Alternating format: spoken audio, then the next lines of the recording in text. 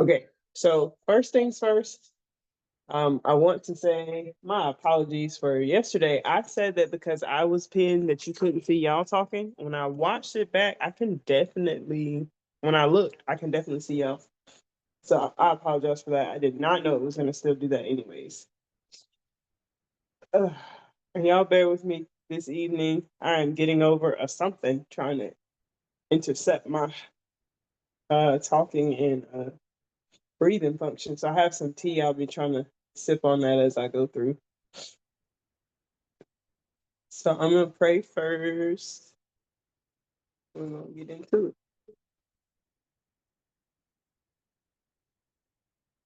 Hallelujah. We come to you humbly in the name of Adonai, Yahushua Mashiach. Thanking you for this day. Thanking you for everything you've done, everything you're going to do.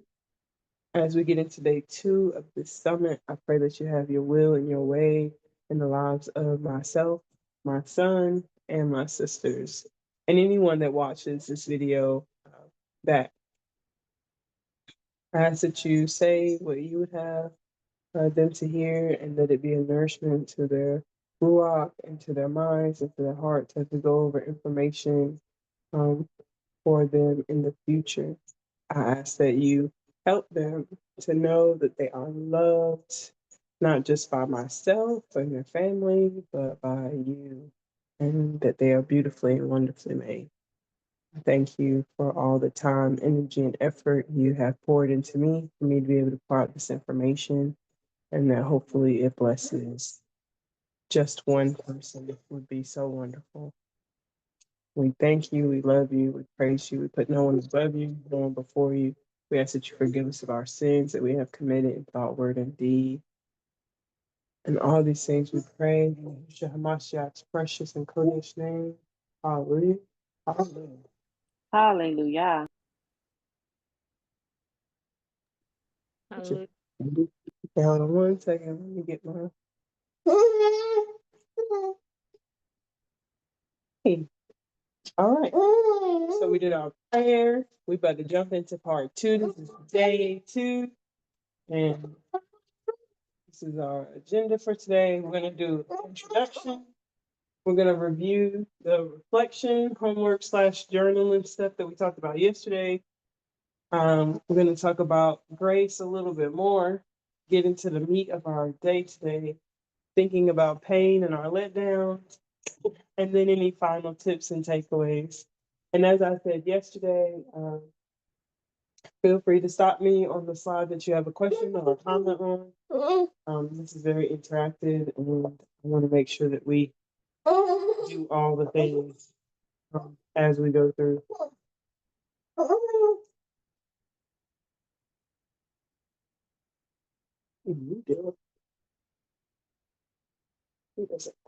Okay. So this is me. I'm Khakmah. Some people call me Samantha. I'm a virtual doula, breastfeeding educator. I named them all yesterday. Postpartum doula, bereavement doula, childbirth educator, herbalist, and aromatherapist. There you go. I did them all in order that time. That was nice. Okay, I be forgetting. I am on the path to being a IBCLC. That is, I think, the next thing I want to try to acquire, and so yeah, that's a little bit about me. I have 2 children. Yahuah is here doing whatever he wants to do when he wants to do it. And Rakam is not here this week, so it's a little less hectic than it would be if I had both of them. Hallelujah. And I own Yadah. And Yadah is the gift that Yahuah has given me. And I like to do free things for clients as my way of giving back. And not having everything be about money all the time. That being said, I also charge for my services as well, obviously, but the summit is my free gift And like I said earlier in my prayer, I pray that it blesses someone and encourages someone to gracefully feed the way that Yahuah has designed our bodies to do so. All right, let's review. So, did anybody answer the journal questions from yesterday? Or did you at least think about them? I didn't get to write anything down. The first two didn't apply to me. Will you remind me what the third one was, though? Because that was the one that I was like, I can answer that. Sorry. I was driving yesterday. Oh, no, you're fine. Oh, I want to make sure I say it word for word, so I went back to go get it. How does understanding Yahuwah's design give me confidence?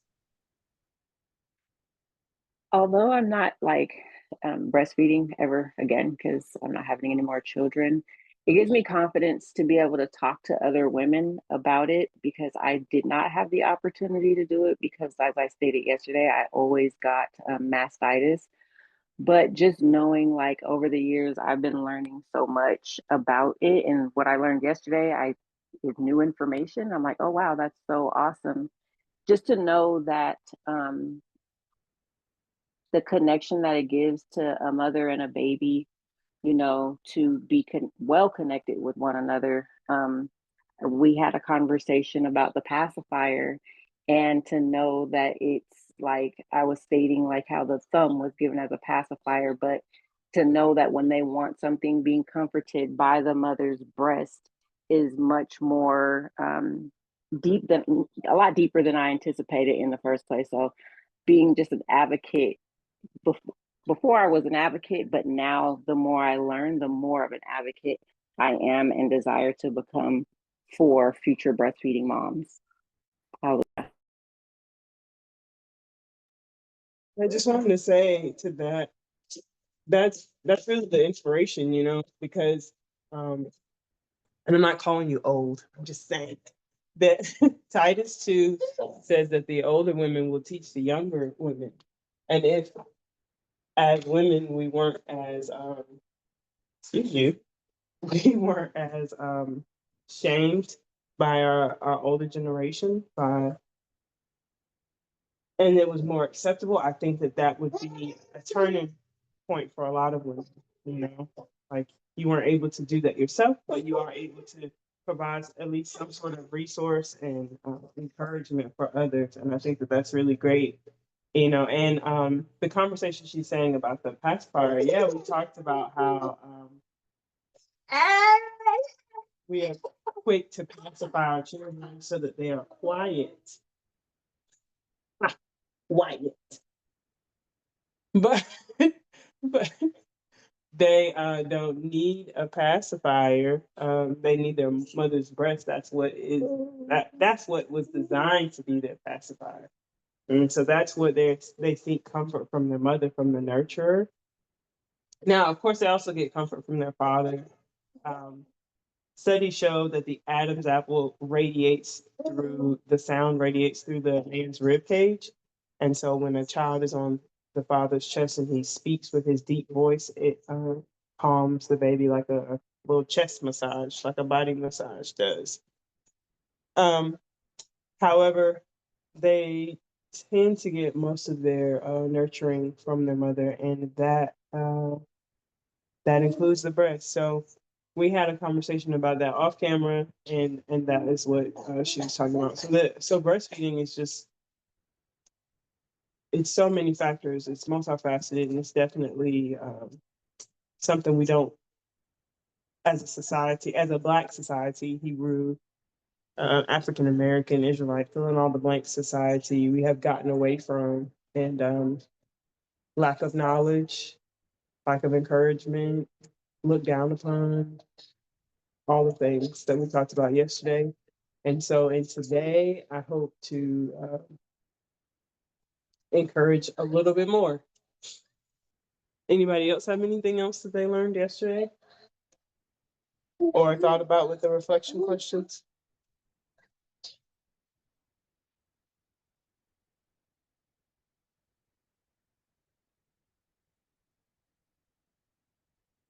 I'm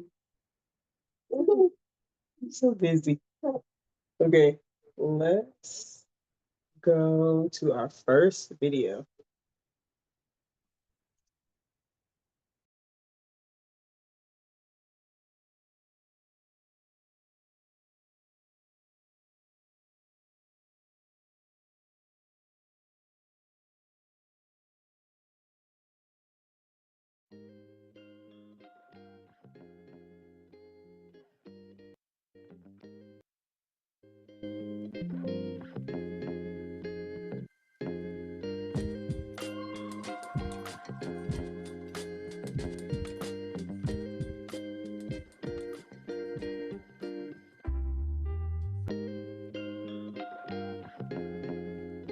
Whether you have chosen to provide your baby nutrition in the form of breastfeeding, body feeding, or chest feeding, just know that providing your baby with human milk has a lot of benefits for both baby and mom.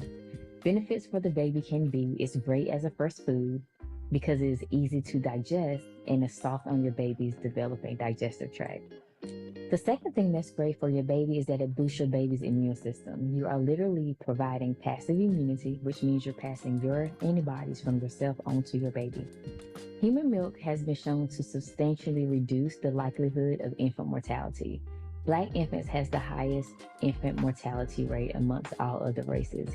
Human milk is designed to reduce the likelihood of infant mortality. And benefits for the mom include decreasing your chance of breast and ovarian cancer, as well as also reducing the likelihood of developing diabetes later in life.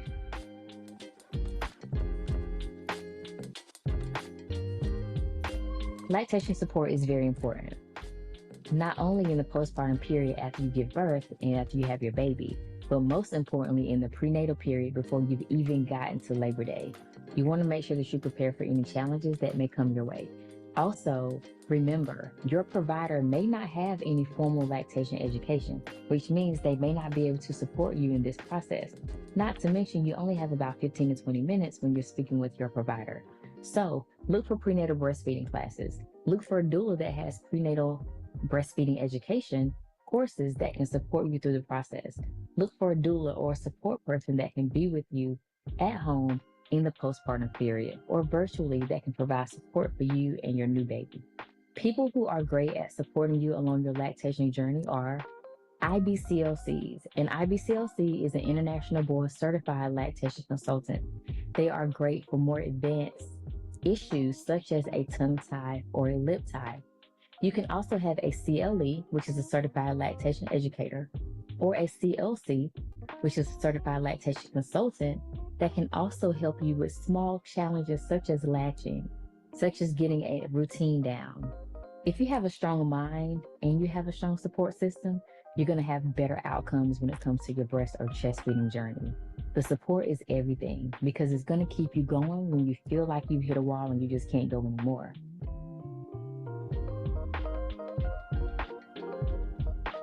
But let's talk about breast or chest or body feeding in the hospital and what that looks and feels like.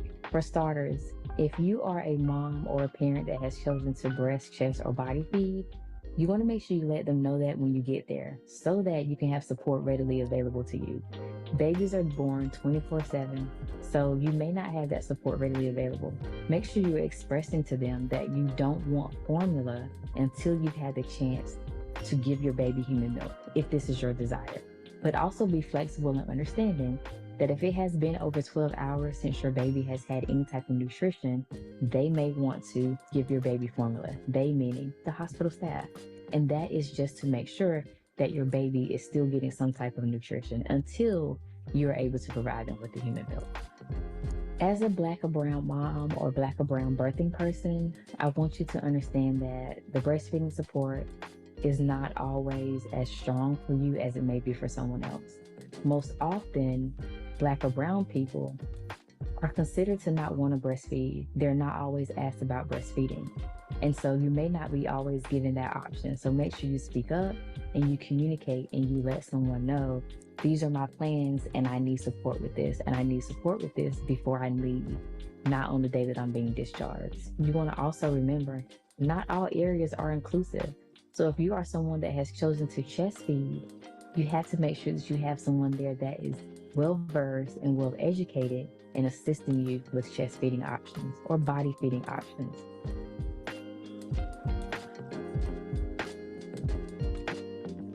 Some of the challenges of breastfeeding that you may not be aware of are latch issues. Your baby may latch well, your baby may not latch well. Your baby may also have what we call a tongue tie or a lip tie. This is something that has to be medically treated.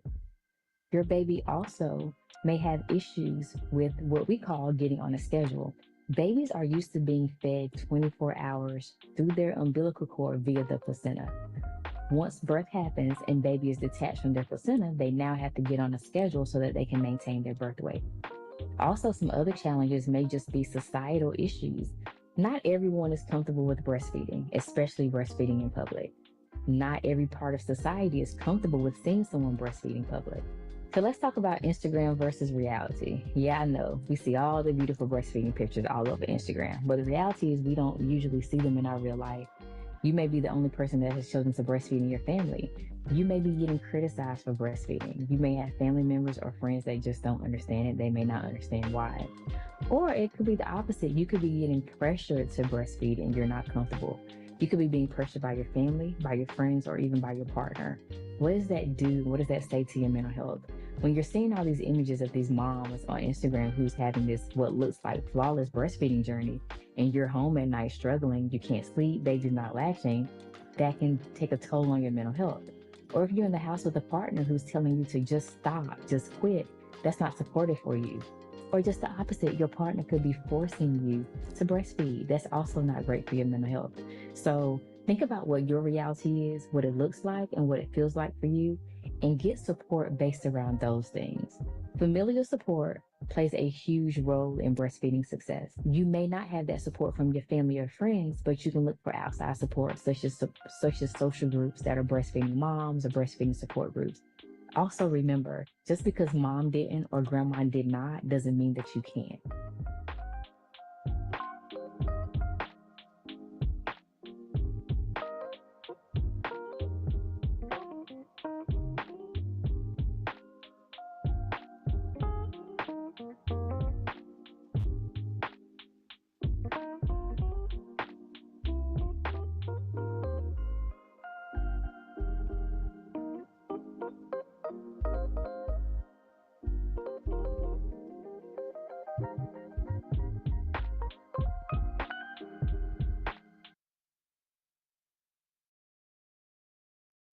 Okay.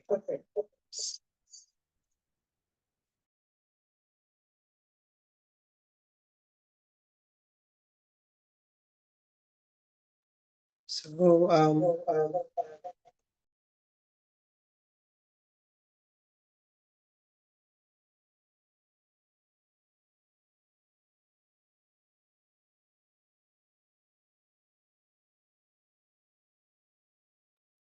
okay.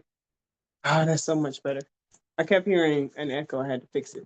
The two things I want to say about this last video we watched. I wanted to share the video because I liked a lot of her information that she said. And of course, because like I said on the first day, I want us to watch videos of other women in this specialty that look like us. That is exceedingly hard because there's not that many, and it takes me time to find them. Um, but two things that she said that I just want to make sure that we're clear about.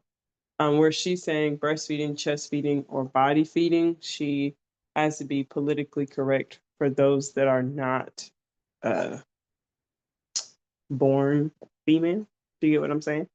And then the second thing that she said was the tongue tie or lip tie needs to be or has to be, and I say in air quotes, medically treated. That is not always the case. Definitely make sure that you see a professional um, to get your baby evaluated to see if the tongue or lip tie is affecting their eating and their quality of life. Because, you don't want them to have to get something that you think may be helpful and it may not even be the problem.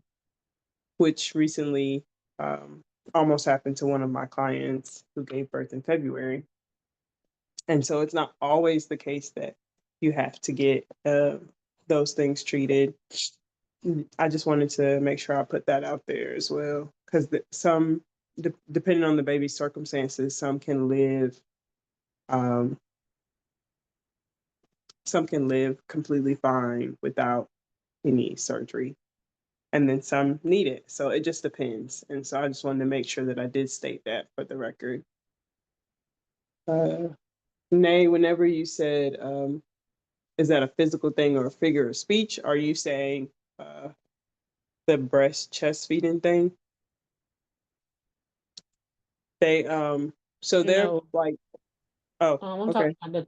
I'm talking about the tongue type thing. Oh yeah, that's physical. There's it's like an extra amount of I don't want to call it skin, but it's like under your tongue right now. You should feel like a little bit of tissue that attaches your tongue, tip of your tongue, or the middle of your tongue, depending on where it is, to your actual bottom of your mouth. And so some babies are born with it closer to the tip. Some babies, even the tip of their tongue is connected to the bottom of their mouth. And that is what is considered a tongue tie. And I was telling the ladies yesterday that wasn't even a thing. Like it's a condition that has always happened. It's not a new condition, but having surgery on it only happened in the early 2000s. So, some people feel like it's a conspiracy theorist and just how they can get extra money from people. Insurance has just started covering it within the past 5 years or so. Before that, they were charging cash. Some insurances still don't cover it. And so I was just saying that to her statement of it has to be treated, it does not always have to be treated. We don't want to look at things in black and white, Your baby may do just fine with it. Or it may be an underlying issue that's not, like the tongue tie may not, or lip tie, which is the same thing for the bottom or the top lip. Everyone has a little bit of tissue that connects the lips to the bone in your mouth, the bottom of your jaw, or top, depending on if it's the top or bottom. And but some children have it to where they have a hard time moving their lips because it comes up higher than others. And so I just wanted to say that it does not always have to be treated. It can be treated if that is stopping them from speaking or talking, from speaking or latching is what I meant to say. Speaking or latching, or if it's causing them a problem, then yeah. But you don't have to get it treated if it's not causing them any issues. And just because your baby may have a tongue tie or a lip tie and you are experiencing pain, that does not mean that it needs to be treated. That just means that you need to see a professional to see what the underlying issue is, because they could have that and also have a different issue. And when getting that other issue looked at, it could be that one of them is the problem and the other one is not. So before we just laser our babies and cut them, we'll just, try to make sure everything is everything first. Let's go through all the options first. So that's just my little soapbox on that issue. I wanted to make sure we brought that out. But besides that, everything else was good. Maori, what were you going to say? My son, my 23-year-old, had a tongue tie. So, and we couldn't figure out like what was going on so he was about 2.5. So tongue ties don't even have to be cut either. She had a doctor who was trying to do more holistic things than drugs and surgeries and all that. And she said, either you can stretch his tongue or I can cut it.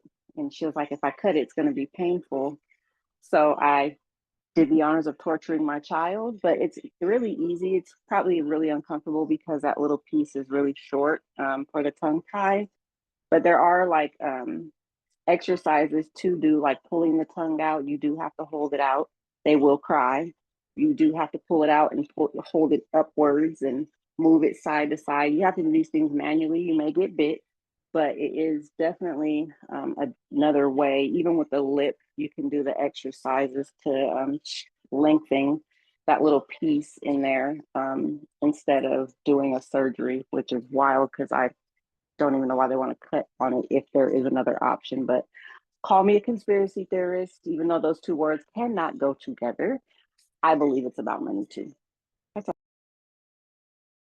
Yeah, and I just wanted to say to Mayor's point, sometimes you don't even need to do the exercises. Like some children have lived with a tongue tie and a lip tie and been completely fine. So that's why I said, if you see it, okay, now is it prohibiting something in their life? Okay, then we move into exercises and thinking about a laser or thinking about a surgery. But I just wanted to say, when she said has to, I want to make sure we know it's not a hard stop. There are several other things. And I know we talked about it yesterday, but just wanted to make sure that we talked about it today as well. Anytime we get into that, I want to make sure that we have proper expectations and counsel. That's kind of my job. All right, So so for the word correction. I'm like, just we're gonna make sure we're gonna clean that up. But everything else that she said was really great. Also liked the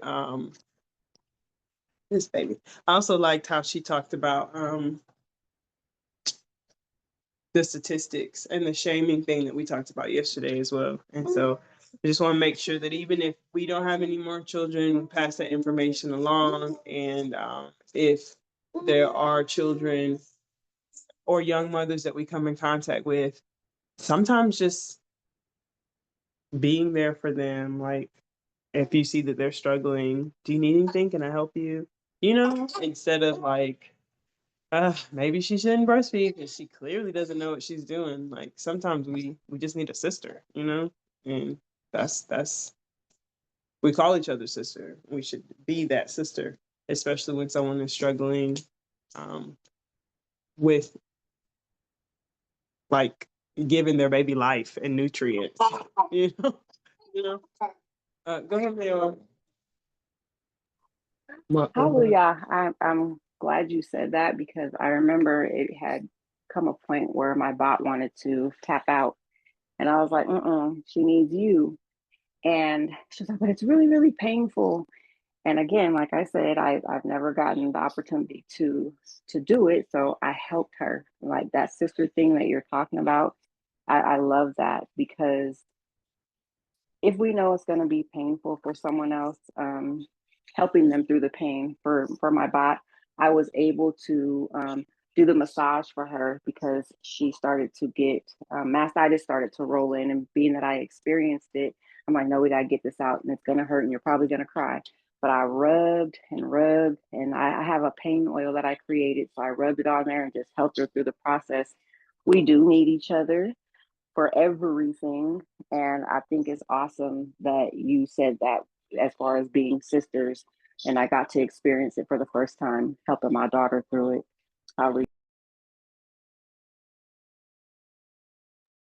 Yeah, I definitely think, you know, as we go through this life together, as we journey through life together,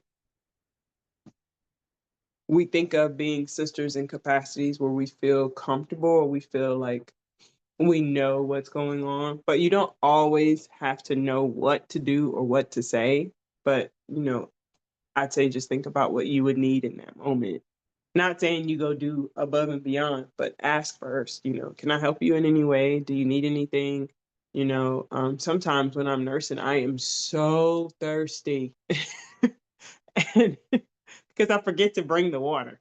And so if you see someone nursing and there's a water cup beside them or something, you know, it's like, hey, do you need some water? Are you okay? Just normal things being being a sister, I think it's really great, and it's really helpful in that capacity. Because you don't start off thirsty, but somewhere around letdown number 2, you feel like you could just like, I don't know. I personally feel so very thirsty. Okay, so grace, which we talked about yesterday, we'll talk about a little bit more today. So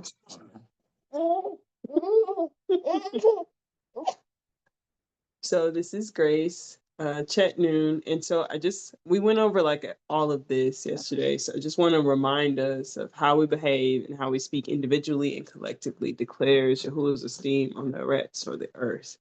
And so, in thinking about that, it also ties into what we're talking about being a sister, you know, and not just to other people in our specific assembly or organization, but to others.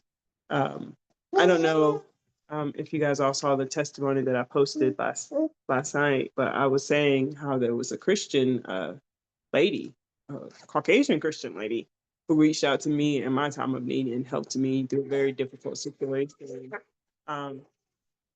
And at that time, she was a sister to me. She was what I needed, and Yahuah sent exactly what I needed in my time. And so, also want us to remember, when we're being gracious and giving esteem to our actions. Sorry, it's a little heavy thing. Giving Yahuah esteem through our actions, that our actions and words, that we're making sure that they give him esteem and not just do something that makes us happy, but to make sure that Yahuah is pleased in all things. And so just our little reminder. All right. Next, we're going to get into the meat of the matter. And I have another video for you. And this one I actually thought was really good. I mean, I think that they're all pretty good, but I like her. I don't know. I like her mannerism. She's just really soft and sweet. So hopefully you guys enjoy this one as well.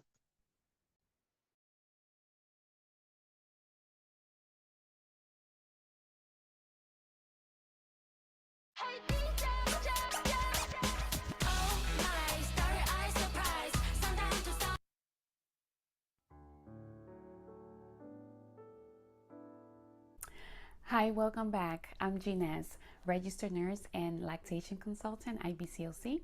In today's video, I want to share 10 ways to help or promote milk flow.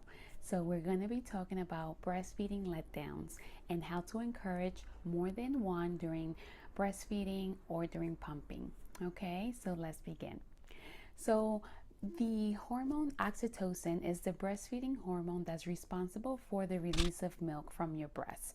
So when milk is released is because that hormone has been stimulated to the level that it needs to be stimulated at for a unique mom, for the milk to flow. So sometimes stress could inhibit that process, and it could delay letdowns during a breastfeed or a pumping session. So in today's video, I am going to share 10 ways on how to promote a letdown and help your milk flow better.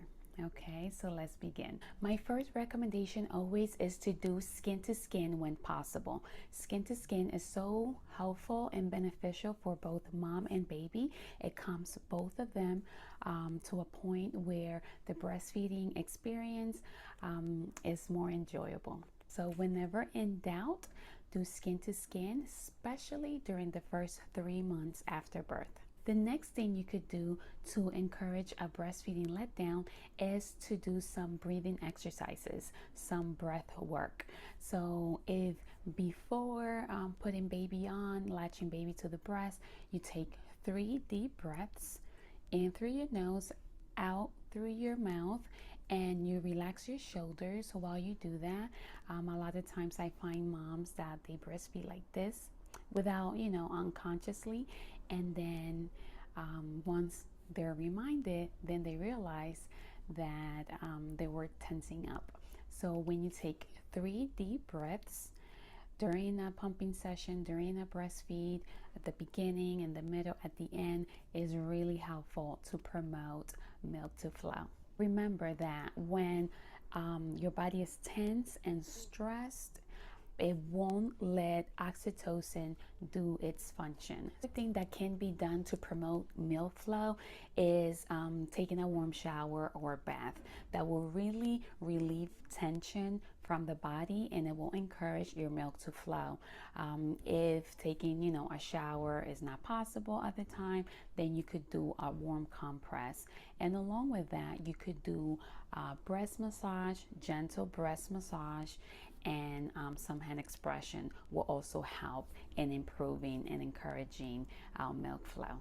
Listening and repeating positive breastfeeding affirmations is an excellent way to increase and promote milk flow while nursing or pumping. Okay, it's all about the right mindset while you're breastfeeding and pumping.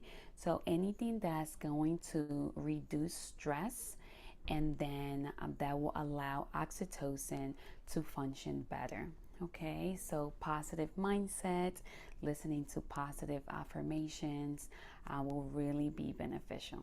Implementing visualization while you breastfeed or pump could also be useful.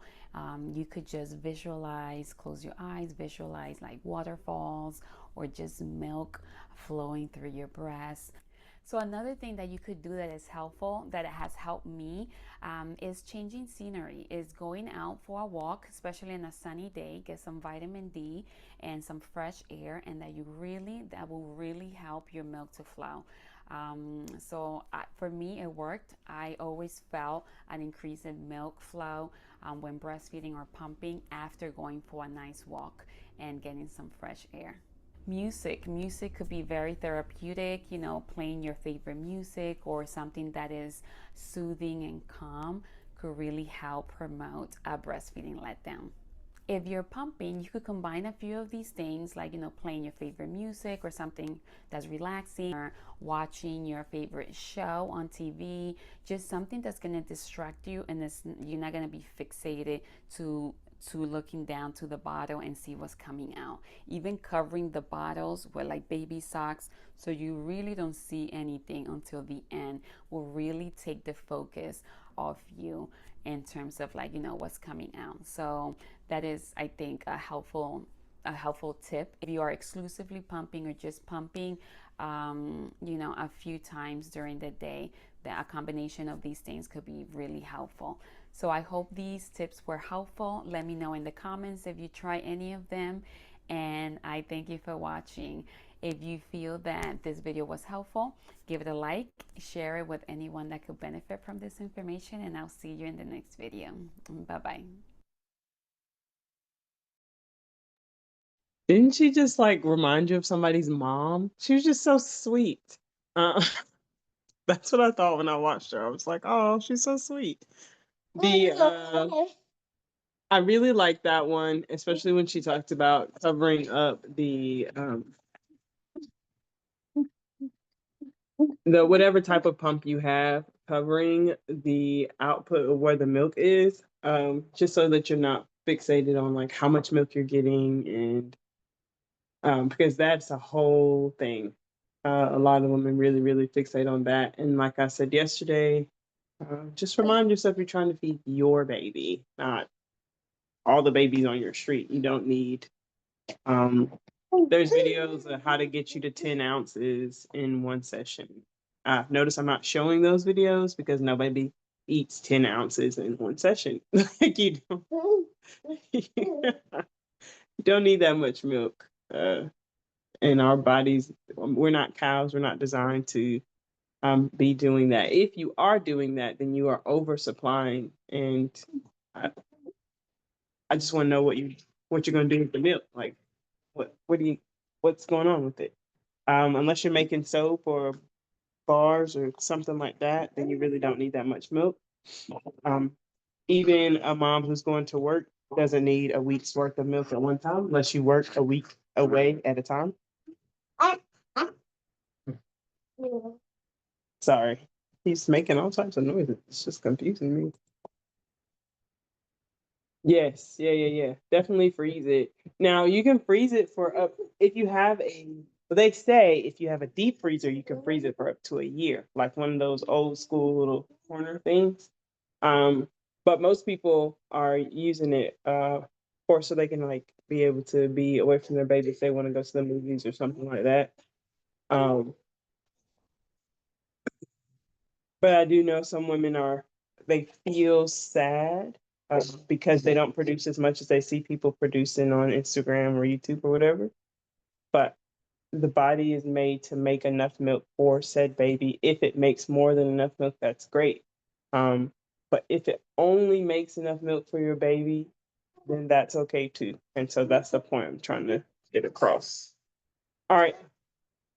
Let's get into learning, which hopefully you've been learning this whole time, but yes.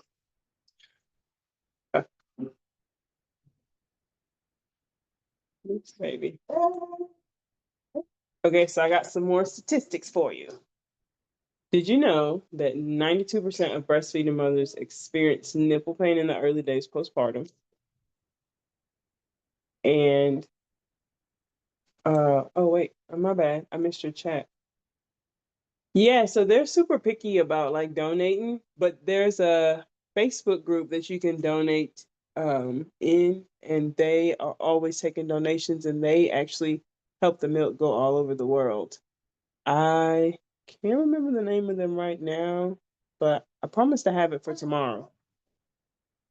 But yeah, they're super helpful and they help women all over the world, and they're not as strenuous as like a local donation bank. They do still ask questions, but because they help all over the world, they have access to more women, and so they do better that way. I have to look it up though, but that is definitely yeah, I will.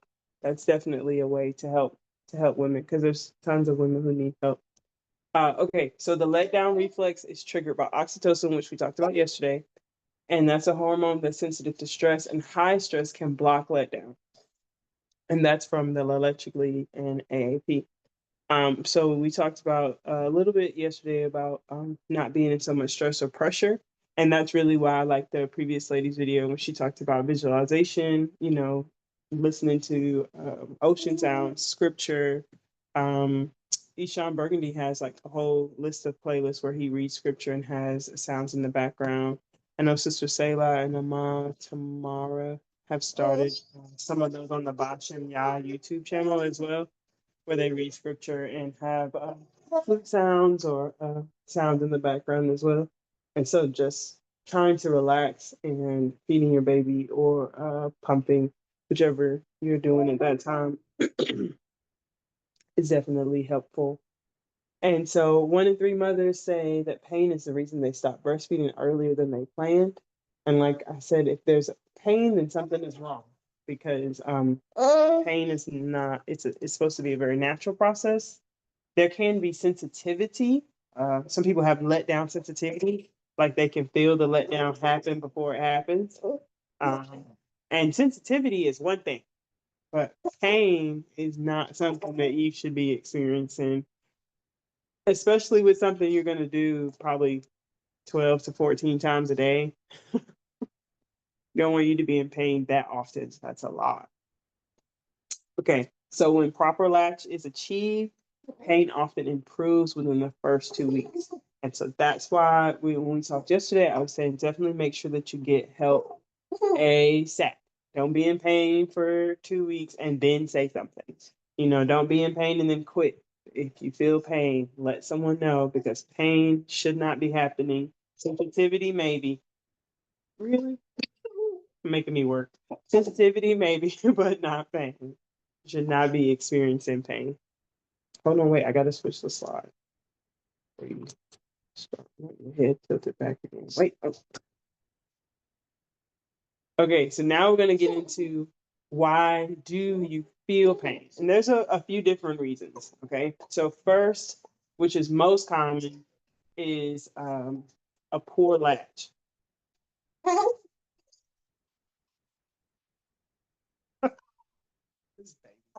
Which is essentially what we talked about yesterday.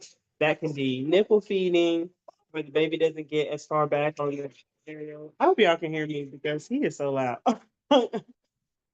When the baby doesn't get as far back on the areola and it's just on the nipple, that's of course can include once they get those little teeth, or some babies chomp without teeth. Um, that's when they chomp down, there's lots of different things in that latch. There's where the tongue doesn't work the way it's supposed to with the babies. And so the tongue is supposed to make like a C. So if you have the nipple here, the tongue should bend under. They call it a cup. It should cup under. I don't know if y'all can see my hands because damn. So the tongue should cup under like this. Can y'all see? Yeah. Oh. Come on, friend. Oh. The tongue should cup under like this. And as you, firstly, you should feel the tongue move back and forth. Not like a significant move, but you should definitely be able to feel it move back and forth. And that's how you know the tongue is doing its job, when it can make that cup and it can move back and forth in order to get the milk out. And then we talked a little bit yesterday about how to help with the poor latch. Like I talked about helping the chin move down, putting the nipple above the lip to help them open their mouth. We talked about when they bite down, stick your finger in, pull them off, and you keep doing that, they'll figure it out. He didn't like that. Uh, and then make sure that the baby's mouth covers more areola and not just the nipple. Because you definitely do not want to nipple feed. And keep in mind that your baby is learning just like you're learning at this time. So babies are born with the know-how that they need to eat and they need to suckle. That doesn't mean that they know how to suckle correctly or suckle appropriately for your body. And so it is a learning curve for both of you. So just give them a little grace as well. I'm not saying endure pain forever, but what I'm saying is at least try it out and then get help to make sure that you can get through it together. Because it can be a very beautiful and rewarding experience when we set the stage and we have the circumstances where they should be. All right. Nipple damage. Whew. My first, she did not know. She knew she needed to eat. She didn't know how. So I experienced this one firsthand: cracks, blisters, and bleeding from friction, sucking, burning, raw pain before, during, and after, blood in the milk, the whole shebang. And that can make it very, very difficult by the time we get to the blood in the milk stage. You should have already gotten help. But if not, and that's the stage you're in, please seek help. Because what ends up happening is it gets to the point where you just want to give up and you don't know what to do, right? And so that's why I was saying definitely get help in the beginning. This stage right here can be so hard. Because if anything, we always want our children to succeed. We want them to do the best that they can. And it's hard when we feel like it is hard. I was trying to find a better way, a better adjective. It hurts more than just the physical. It hurts emotionally and mentally when we know that our baby isn't getting enough, when we feel like something's wrong and we're not able to provide the nutrients for our child, because intrinsically we know that we're supposed to feed our baby. Whether you're doing formula or you're breastfeeding or you're pumping and giving them bottles, you know, like you're the person that's supposed to nourish them. You know what I mean? And so when something is wrong and we're not nourishing them, we don't just feel the pain of whatever is happening, right? We also feel the emotional and mental pain because something is wrong and we're not able to figure that out at that moment. And so that's why I'm saying, you know, if you're not going through this, try to be an encouraging sister to someone who is, um, because it's like a triple, it's like a trifecta, you know. The pain of the nipple feeding or whatever is actually happening, and that pain is just a side effect of what's actually happening, you know. So whatever is actually happening with the baby and the mother, that's the thing.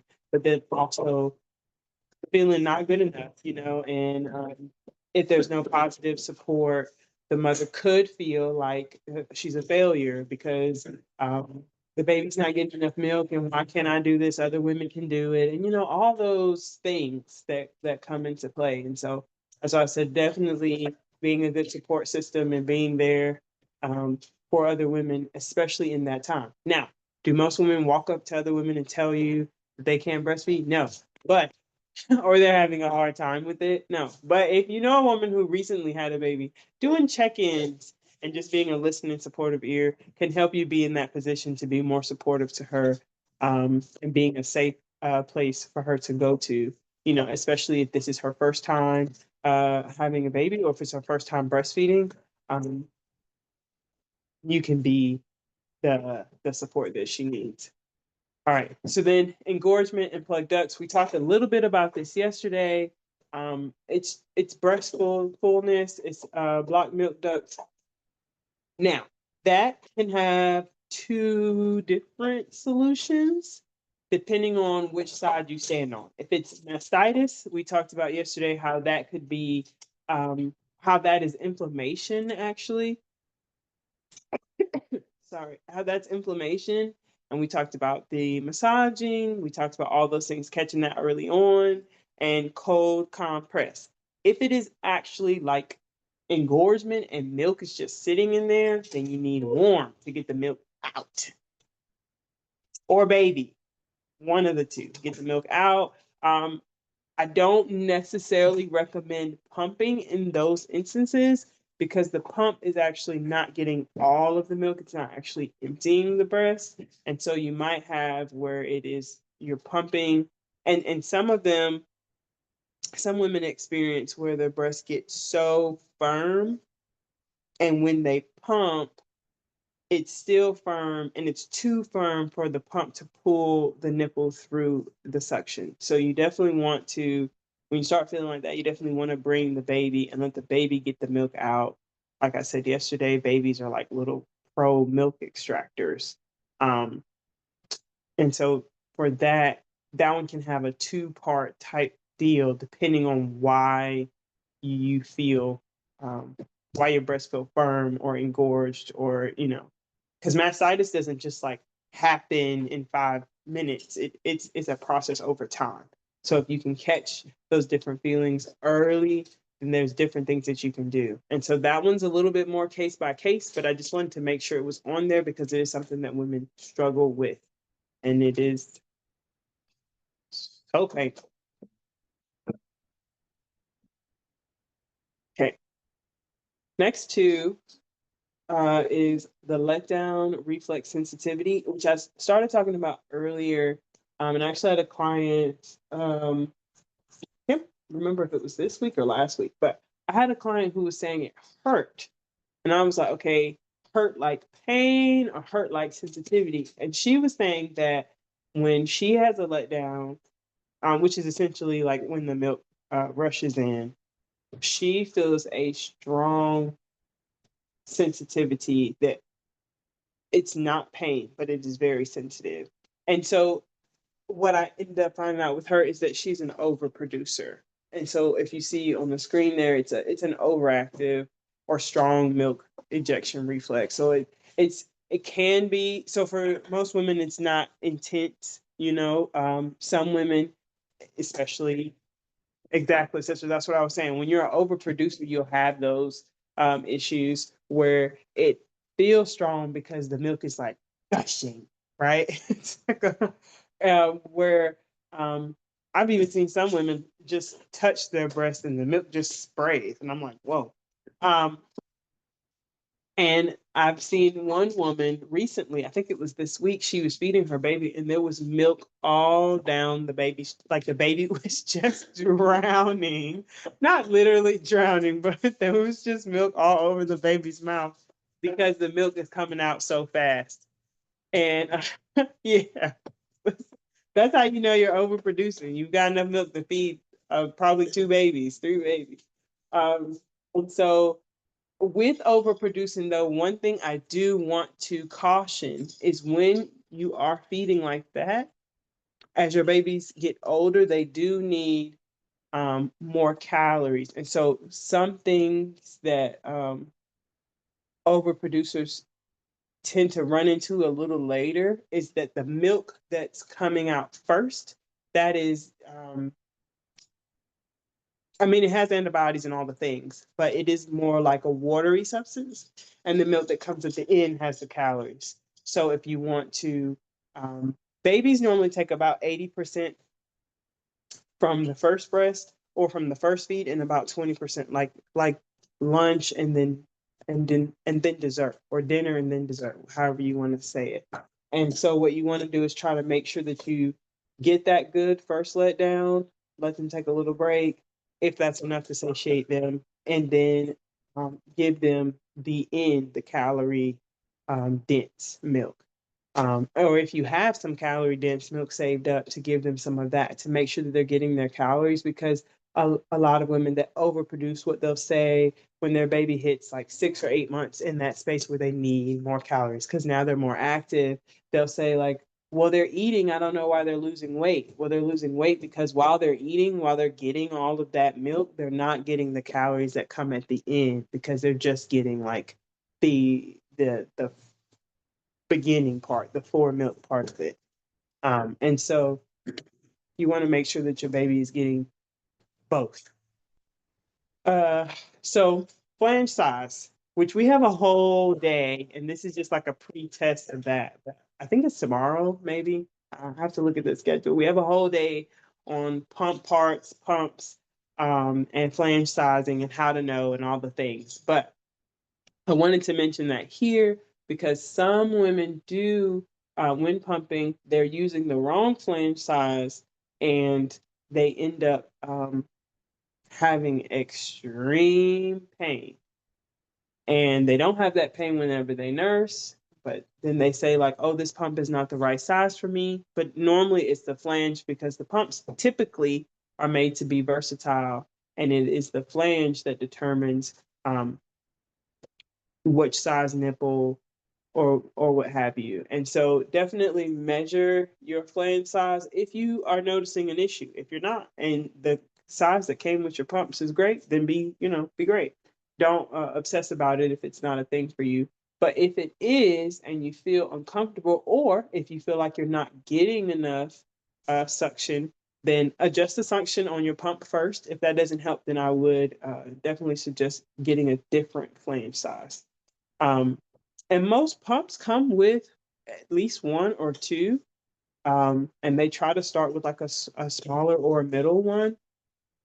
And so I would say that would be something you definitely want to look into if you are having a problem with your pump, but don't necessarily seem to be having a problem when you nurse.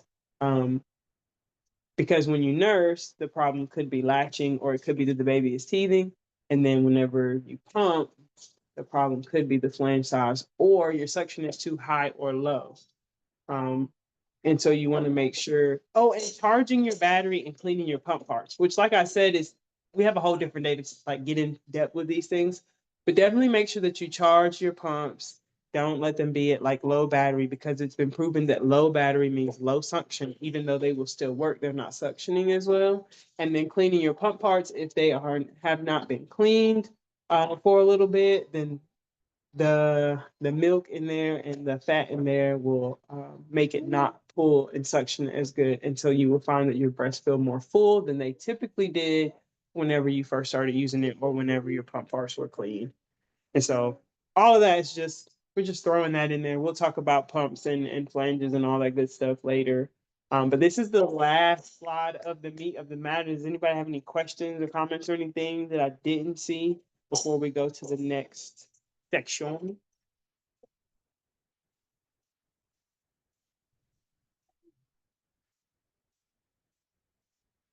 Oh, you got a chance to see Ben, but he's having a ball in his own little corner. He is so happy over there. And I'm so happy that he's so happy over there. Okay, so same thing as yesterday. We have like our little prompts. I'm gonna leave them up on the screen for longer than I did yesterday, so you guys can have time. Okay, so we're gonna talk about these more tomorrow. This is just like my little homework journal thinking things. So what emotions consistently come up for me right before or during a letdown? Do you feel peace, anxiety, tension? Oh, wait, my bad. I missed your hand. Go ahead, sister. No, I was just able to get to it. But I was when we was watching the video, did they say we should start pre-pumping or something? Like was that a thing? Which video? The last lady? Yeah. Or So am I missing? you can pump. We talked about it a little bit yesterday. I was saying, like, some people like to pump out the colostrum, which is like your first milk supply. But for colostrum, because you only get like a few drops, I wouldn't recommend actually pumping with a pump because that can be very painful. I would recommend either hand expressing, um, which I can show a video on how to do that for sure. Um, if it's not already in my list, we can definitely show a video on how to do that. I would recommend hand expressing to get colostrum out. Um, and while you hand express on one side, you can get what's called a haka. It's like a little silicone, looks like a cup almost, and it's suction, and you can suction it on one side, and you don't have to do any work. You just suction it on, and then you can hand express on this side. That way, you're getting colostrum from both sides.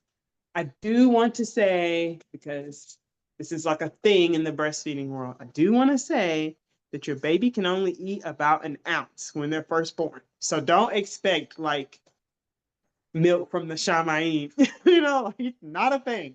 Don't expect that. So you're just gonna get a little bit enough to just satiate your baby. Um, Hand expressing in the beginning. I would not pump in the beginning. It's too much for your body to handle. You've been through a lot. And expect your baby, if brought to the chest, to eat very frequently. Now, after about the third or fourth day, some people the second, so in that little window right there, that is normally when your milk comes in, as people say. I put it in air quotes because you had milk when your baby was born, but you know. They say that's when the milk comes in, and that is when you could start actually pumping and have like a good experience. So I know some women who start pumping in the first day or so because they just want to get their milk supply up. It is a painful experience because your body doesn't actually need, like, your body knows that your baby only needs colostrum. So you're trying to get like this huge thing, and it's not a thing that's happening in your body. But just, give your body grace and space because you did just have a baby. So you don't want to try to overwork it. And like I said yesterday, we're not cows. We're never meant to be cows. We're just meant to feed our baby. So, and even at the milk banks, you'll see they have milk for preterm, they have milk for newborns, and then they have milk for like babies at different stages because they need different amounts, and those milks need to have a different consistency in order for the babies to consume it. So yes, you can pump, but I definitely wouldn't recommend pumping within the first 3 days until you start seeing the actual milk come in. And then with pumping, start out slow, give your body enough time to catch up, and just just be gracious with her. She's been through a lot, you know? And know that your body will do what it needs to do. If for some reason that you're not seeing the amount of milk that your baby needs, if there's a struggle with your baby. And notice I didn't say that you think your baby should need, because it's not really about what you think, it's about how much milk your baby needs.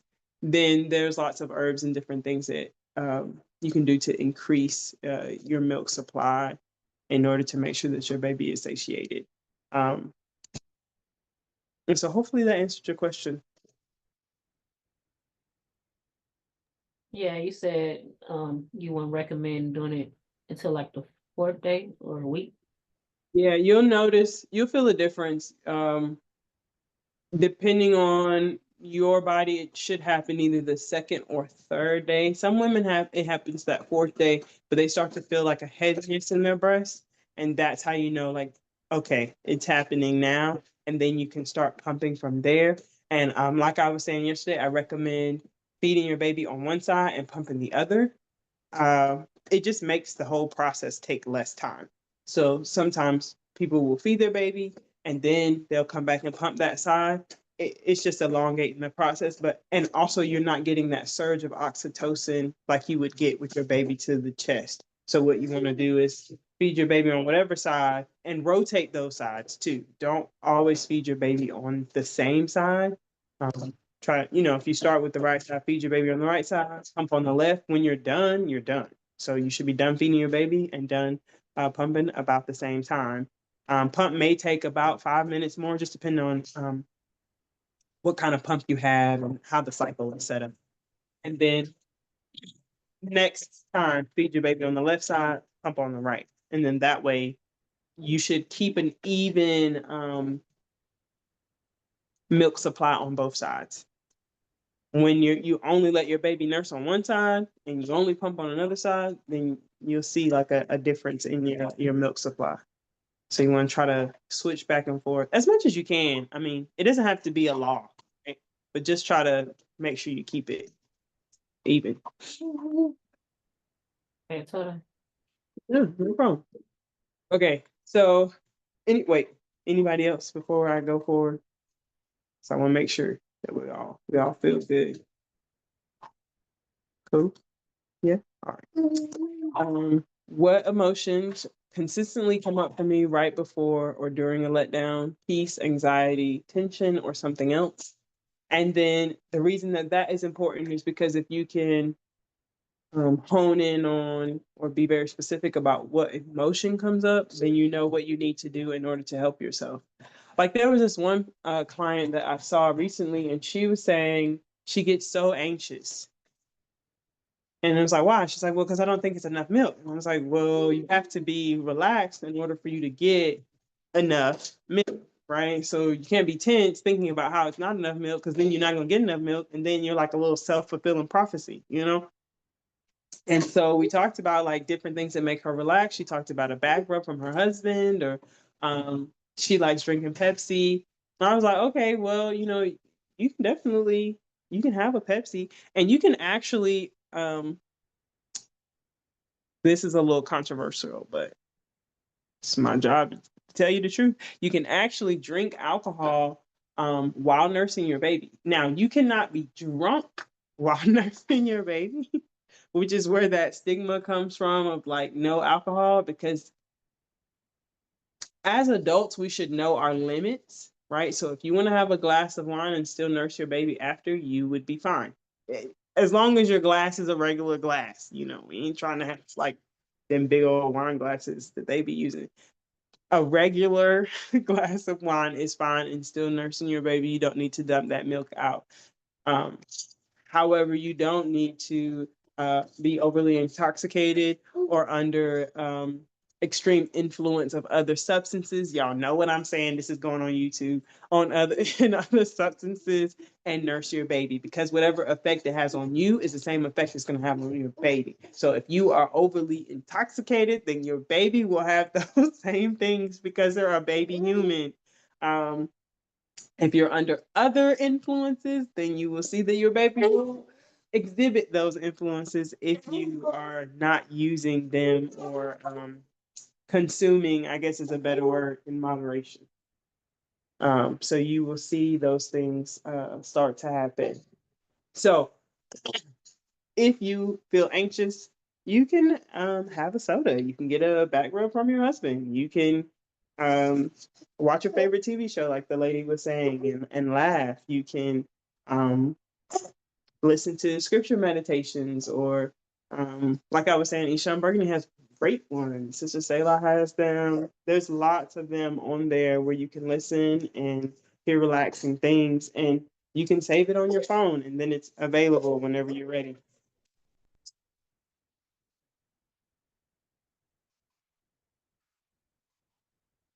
This baby. And so knowing what you feel helps you to know what you can do to not feel that way and to feel a better way and encourage a better letdown. And you can properly plan. And then why do you think that you feel that way? And that may be an underlying solution. Like when we end up, you were so loud. When we ended up talking to the client, what she was saying is she feels so tense because she feels like she can't do anything and she just wants nursing to be over. And all she really wanted to do was drink a Pepsi. It's just like, girl, drink the Pepsi. Like your milk supply is lowering because you're so tense. And if that is the thing that you feel like you need, then drink it. And so you can produce enough milk to feed your baby, you know? So definitely look into that. Question number 2, how does your environment, so sounds, people, posture, affect how easily or comfortably letdown happens for you? So we talked about sounds already. People, I believe it was the first video where she talked about people, either your spouse or the people around you pressuring you to stop nursing or to nurse exclusively or whatever their pressure is. You may need to set up your own place to nurse in your house, maybe a part of your room or part of your home that gives you exclusivity to space and time. Because all of those things go into your production of milk and how well or not as easily that process comes for you. And then if your body could tell you something about your letdown, what would it say, how it feels, what it means, and what's going on? And so if you think, if you're sitting like she was talking about in the video where your shoulders are up and you look stressed, your body's like, girl, I'm stressed, I'm trying to make all this milk for this baby, I'm tired, you didn't take no nap today. You know, like there's so many things it could say. Thinking about those things and then making a plan to make sure that you get what you need so then your baby can get what they need. You can't pour. It's real hard to pour from an empty cup, and it's real hard to nourish your baby when you are malnourished. Say loud on that one. All right, we're almost done, baby cakes. We're almost done. Final tips and takeaways. This is not the end. It's just a stop on our journey. We have 3 more days. And I got one key thing. I don't know why it's not going to the next room, but I got a baby trying to take away my mouse. Okay, here it goes. Okay, so things to keep in mind. Relax your shoulders. Take deep breaths to encourage the letdown. Right? Listen to nice music. Warm compress, warm shower before feeding helps stimulate milk flow. Massage your breast gently and during nursing to encourage flow. When you are doing the massage, you want to make sure that you start outward and work your way in towards the nipple. So if you are, say you feel like there's a bulge on the side, I don't know if you guys can see me on it. If you feel like there's a bulge under the side, under your arm, you want to start under and then work your way out towards the nipple. The same thing. So wherever you feel like there's the bulge or you just want to help with your milk flow, start out and work your way towards the nipple. And that will help the milk flow that way. Create a calming environment. We talked about that. Switch nursing positions to find one that works best for you. So some people use the football hold. Oh, look, I got a baby. I didn't have a baby yesterday. He left me. So some people nurse their babies like this, right? Just a standard nurse baby. Some people, I've never tried this one with him before. So some people, and of course this works better when you're sitting down. Some people nurse their babies like this. And so they'll have the baby right here. And then the body is out this way.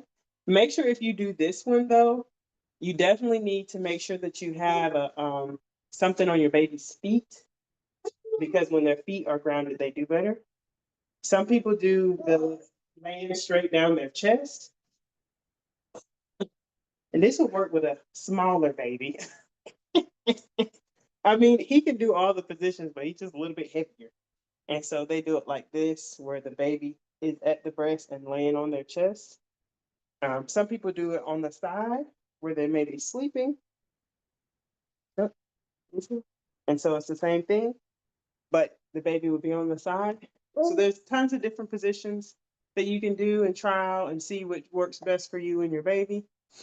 And then, like we talked about yesterday, using nipple balm.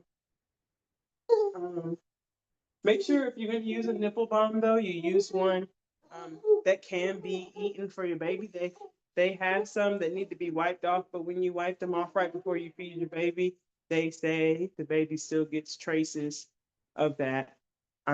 So if you can use some of your expressed milk, or even something easy, like olive oil or something like that, that can be edible.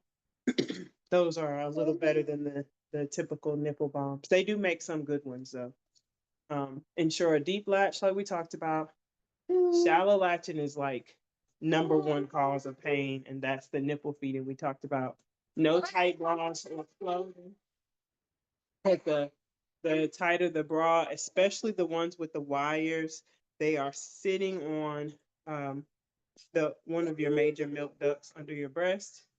And the ones that are super tight, like the compression bras, they are compressing your breast, and that essentially tells your breast you don't need milk. That's what's happening. Or you don't need milk to come out. If it's pressing up against your nipple, it's holding the milk in. And so then it is super hard then for you to be able to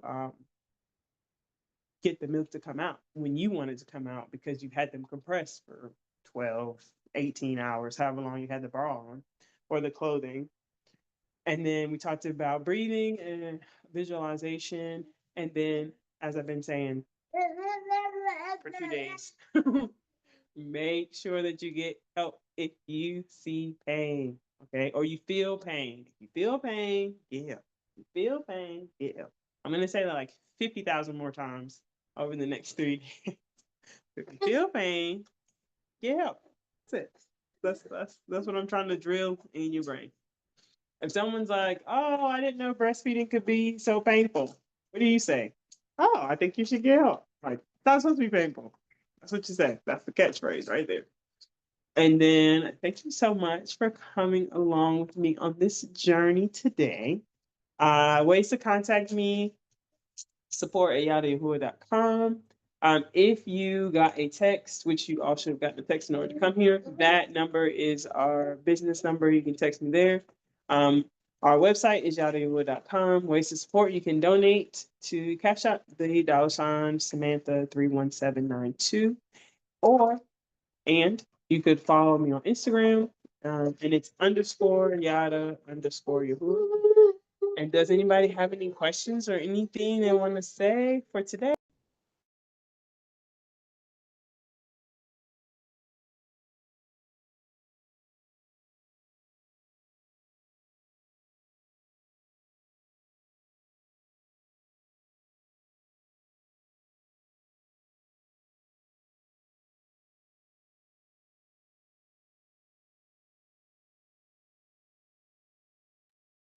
Okay, I'm going to end the recording.